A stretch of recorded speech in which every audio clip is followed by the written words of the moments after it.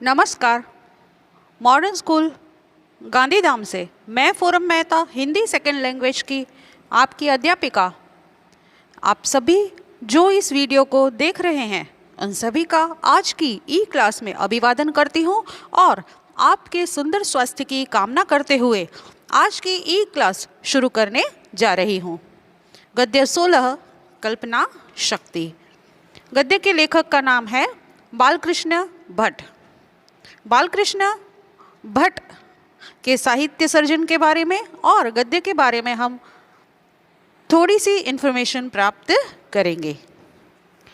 आधुनिक हिंदी साहित्य के शीर्ष निर्माताओं में एक बालकृष्ण भट्ट का जन्म इलाहाबाद उत्तर प्रदेश में सन 1884 को हुआ था। उनकी मृत्यु 1914 में हुई थी। इन्हें प्रारंभ में घर पर ही 15-16 वर्ष तक संस्कृत की शिक्षा मिली। फिर स्थानीय मिशन स्कूल में 10वीं कक्षा तक अध्ययन किया। ते जमुना मिशन स्कूल प्रयाग में संस्कृत के अध्यापक के रूप में रहे। वे एक सफल नाटककार, पत्रकार, उपन्यासकार और निबंधकार थे। हिंदी प्रदीप पत्रिका का संपादन किया। उन्होंने विचार प्रधान निबंध लिखे हैं। कल्पना शक्ति सिर्फ मनुष्य के पास होती है।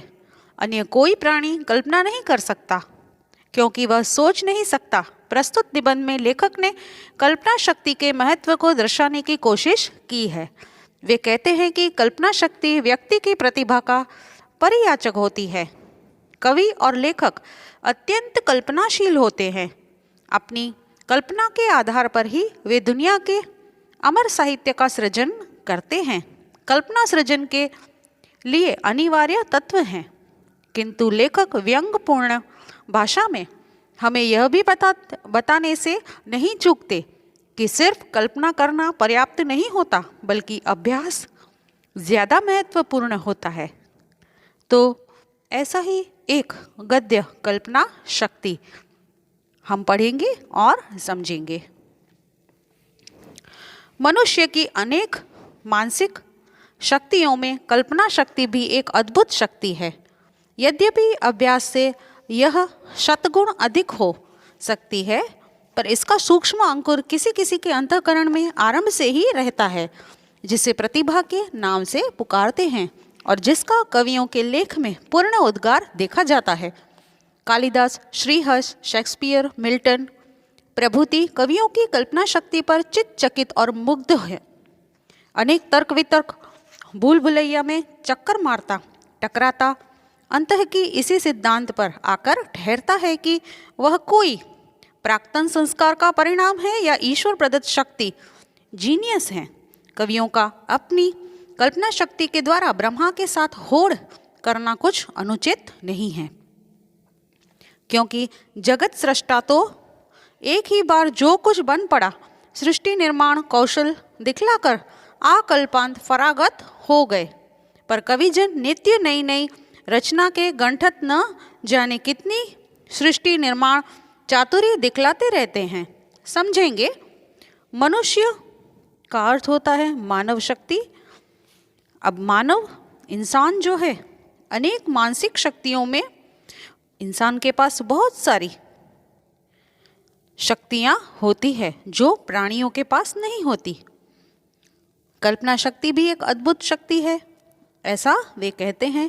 यद्यपि अर्थात अगर अभ्यास से यह शतगुण अधिक हो सकती है, अभ्यास करने से, सीखने से ये अधिक ज़्यादा मात्रा में बढ़ सकती है, पर इसका सूक्ष्म अंकुर किसी के अंतःकरण में आरंभ से ही रहता है। परंतु कुछ लोगों के अंदर जन्मदत्त कल्पना शक्ति प्रदत्त होती है, जिसे प्रतिभा के नाम से पुकारते हैं, जिसे टैलेंट, प्रतिभा का अर्थ होता है टैलेंट, बुद्धि। कुछ लोगों में जन्मदत्त ऐसी बुद्धि होती है जिसे हम प्रतिभा के नाम से पुकारते हैं और जिसका कवियों के लेख में पूर्ण उद्गार देखा जाता है। कवि भी इस बात को प्रस्तुत करते हैं। कालिदास, श्रीहर्ष, शेक्सपियर, मिल्टन प्रभृति कवियों की कल्पना शक्ति पर चित्तचकित और मुग्ध हो अनेक तर्क वितर्क भूल भुलैया में चक्कर मारता टकराता ये सभी कवि जो हैं वो कल्पना की भूल भुलैया में चक्कर मारते हुए, अलग अलग घूमते हुए एक ही सिद्धांत पर आकर ठहरते हैं कि यह प्राक्तन संस्कार का परिणाम या ईश्वर दत्त प्रदत्त शक्ति हम सब में कहीं न कहीं पाई जाती है। कवियों का अपनी कल्पना शक्ति के द्वारा ब्रह्मा के साथ होड़ करना यानी कंपटीशन करना, स्पर्धा करना, यह उचित है ऐसा वे कहते हैं। अनुचित उचित विलोम शब्द। तो कवियों का ब्रह्मा जी के साथ होड़ करना, कंपटीशन करना अनुचित नहीं है ऐसा वे कहते हैं। जगत सृष्टा तो एक बार सृष्टि बनाकर निर्माण कर अपना कौशल दिखाकर आकल्पांत फरागत हो गए। फरागत हो जाना, मुक्त हो जाना। तो ईश्वर जो हैं वो तो सृष्टि का निर्माण करके फरागत हो गए, परंतु कवि हर बार नई सृष्टि का अपनी चतुराई के साथ निर्माण करते रहते हैं, घड़ते रहते हैं। नई नई रचनाओं के साथ वे अपनी चातुरी दिखलाते रहते हैं। तो पूरे पैराग्राफ का सारांश यह है कि कल्पना शक्ति अद्भुत शक्ति है। कल्पना शक्ति प्राचीन संस्कार का परिणाम है। कल्पनाजन्य क्षणिक और नश्वर है। कल्पना शक्ति में रदगत भावों या मन को परखने की कसौटी है। सब मिथ्या, नाशवान और क्षणभंगुर है। यह शक्ति अभ्यास से ज़्यादा महत्वपूर्ण साबित हो सकती है ऐसा लेखक कहते हैं। आगे पढ़ेंगे। यह कल्पना शक्ति कल्पना करने वाले रदगत भाव या मन के परखने की कसौटी या आदर्श है। शांत या वीर प्रकृति वाले से श्रृंगार रस प्रधान कल्पना कभी न बन पड़ेगी। महाकवि मतीराम और भूषण इसके उदाहरण हैं। श्रृंगार रस में पगी जयदेव की रसीली तबीयत के लिए दाख और मधु से भी अधिकाधिक मधुर गीत गोविंद की रचना विशेष उपयुक्त थी। राम रावण या कर्णार्जुन युद्ध का वर्णन कभी उनसे न बन पड़ा। यावत मिथ्या और दरीक की किबलेगाह इस कल्पना पिशाचिनी का कहीं और छोर किसी ने न पाया। अनुमान करते करते हैरान गौतम मुनि गौतम हो गए। कणाद किनका खा कर तिनका बिनने लगे, पर उन्होंने मन की मन भावनी कन्या कल्पना का पार न पाया। कपिल बेचारे 25 तत्वों को कल्पना करते करते कपिल अर्थात पीले पड़ गए। व्यास ने इन तीनों महादार्शनिकों की दुर्गति देख मन में सोचा, कौन उस भूतनी के पीछे दौड़ता फिरे। यह संपूर्ण विश्व जिसे हम प्रत्यक्ष देख सुन कर सकते हैं, सब कल्पना ही कल्पना, मिथ्या, नाशवान और क्षणभंगुर है, अतएव हेय है। उन्हीं की देखा देखी बुद्धदेव ने अपने बुद्धत्व का यही निष्कर्ष निकाला कि जो कुछ कल्पना जन्य है सब क्षणिक और नश्वर है। ईश्वर तक को उन्होंने इस कल्पना के अंतर्गत ठहरा कर शून्य अथवा निर्वाण ही को मुख्य माना। रेखा गणित के प्रवर्तक यूक्लिड ज्यामिति के हरेक शक्ल में बिंदु और रेखा की कल्पना करते करते हमारे सुकुमार मति इन दिनों के छात्रों का दिमाग ही चाट गए। कहाँ तक गिनावे, संपूर्ण भारत का भारत इसी कल्पना के पीछे गारत हो गया, जहाँ कल्पना की थियोरी अतिरिक्त करके दिखाने योग्य प्रैक्टिस कुछ रहा ही नहीं। यूरोप के अनेक वैज्ञानिकों की कल्पना की शुष्क कल्पना से कर्तव्यता प्रैक्टिस में परिणत होते देख यहाँ वालों को हाथ मलमल पछताना और कल्पना पड़ा। प्रिय पाठक, यह कल्पना बुरी बला है। चौकस रहो, इसके पेच में कभी न पड़ना, नहीं तो पछताओगे। आज हमने भी इस कल्पना में पड़ बहुत सी झूठी मूठी कल्पना कर आपका थोड़ा सा समय नष्ट किया, क्षमा करिएगा। समझेंगे?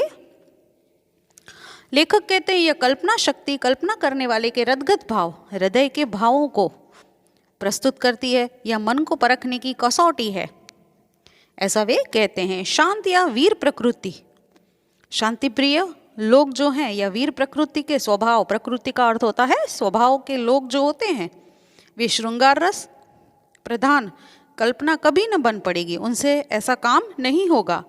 महाकवि मतीराम और भूषण इसी के उदाहरण है। श्रृंगार रस में पगी जयदेव जी की रसीली तबीयत के लिए दाख और मधु से भी अधिकाधिक मधुर गीत गोविंद की रचना विशेष उपयुक्त थी, ऐसा वे कहते हैं। राम रावण या कर्णार्जुन युद्ध का वर्णन कभी उनसे न बन पड़ेगा। तो जिसका जैसा स्वभाव वैसा ही निर्माण वो कर सकते हैं, ऐसी बात यहाँ प्रस्तुत की गई है।